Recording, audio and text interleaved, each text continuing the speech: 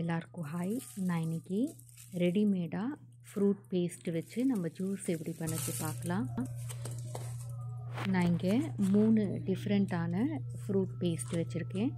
ஒன்று ஏப்ரிகாட், இது வந்துட்டு கிரேப்ஸு, ப்ளூபெர்ரி எல்லாம் ஆட் பண்ணியிருக்காங்க. இது வந்துட்டு டேமரிண்ட் வச்சுருக்கேன். நான் இன்றைக்கி டேமரிண்ட் பண்ணதில் மற்ற 2 ஜூஸ் பண்ணிக்கலாம்.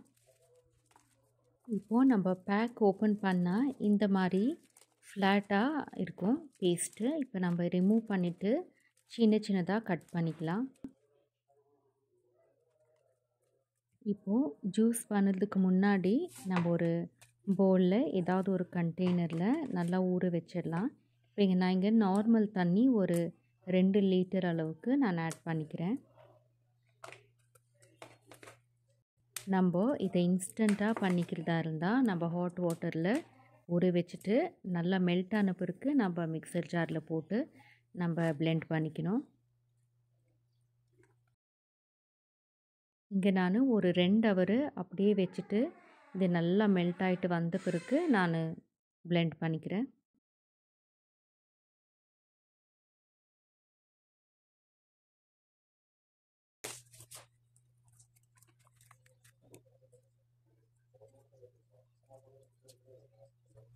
இப்போது ப்ளூபெர்ரி பேஸ்ட் கூட நான் தண்ணியில் 1 ஹவர் இல்லை 2 ஹவர் ஊற வச்சுக்கிறேன்.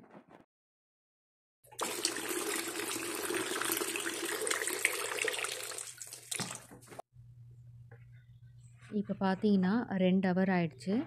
பேஸ்ட்டு நல்லா ஊறி வந்திருக்கு. இப்போது நான் மிக்சர் ஜாரில் ஆட் பண்ணிவிட்டு பிளெண்ட் பண்ணிக்கிறேன். நான் சுகர் ஒன்றும் ஆட் பண்ணலை. உங்களுக்கு சுகர் வேணும்னா நீங்கள் ஆட் பண்ணிக்கலாம்.